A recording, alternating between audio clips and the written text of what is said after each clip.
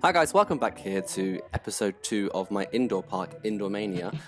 If you watched the last episode, welcome back. If you're new to this, go check out the first episode on my channel and then you'll know all about this project that I'm doing. But cracking on today, I'm going to get more of the infrastructure complete for the whole build and sort myself out before I start going in and adding all the rides, etc. So I just wanted to add some of these big walls on today, which will be a part of the extra indoor area around the back. The inspiration for this came from, I think it's IMG Worlds of Adventure in Dubai. It's an indoor theme park.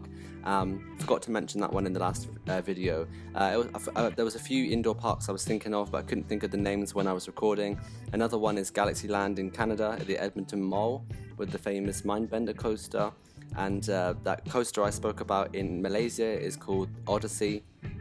All these things I forgot when I was recording, so I've remembered today to talk about them.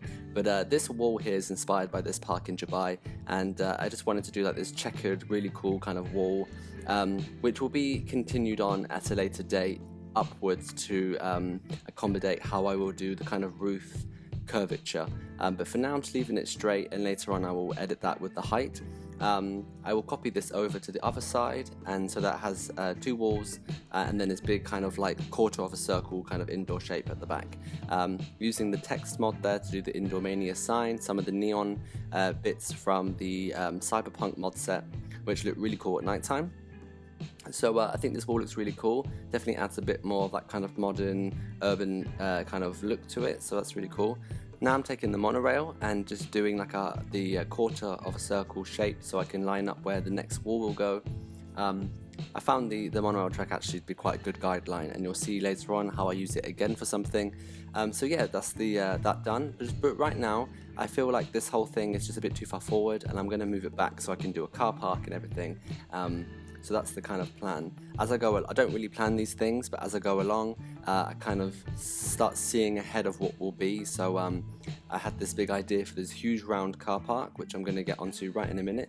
And also, I'm going to do like an outdoor area, I think, of the park and have that kind of come around the sides where the roads will be, etc. So again here, using the monorail, I've just placed it down on the floor just as a guideline so I can really kind of get the look of a circle, and then I can follow that circle with my terrain painting, etc. so I can get that real nice curved look. I'm just plotting down some paths here. This is where guests will be able to walk from their cars to the entrance of the park through the main entrance here at the front of the center dome. And this was quite tricky.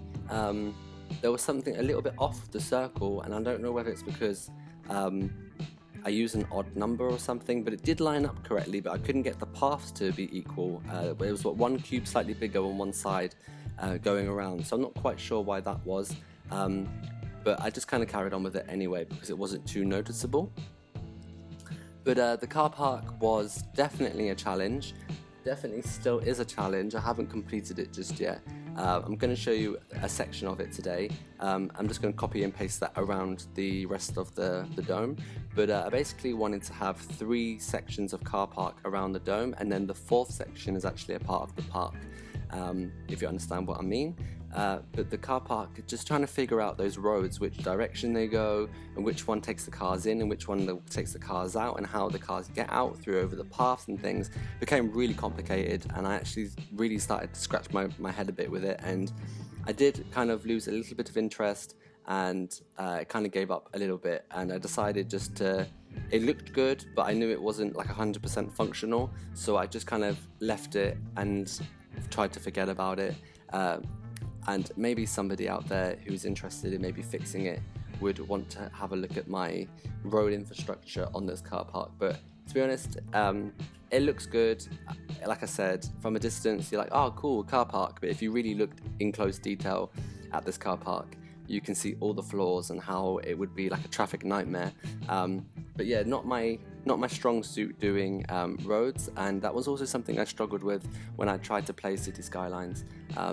Doing roads and stuff and how they connect and who goes what where, I get really confused. I learned to drive on the English side of the road, but I have not actually driven on the English side of the road now for 6 years, and I drive on the other side of the road, which now is very much very natural for me to do.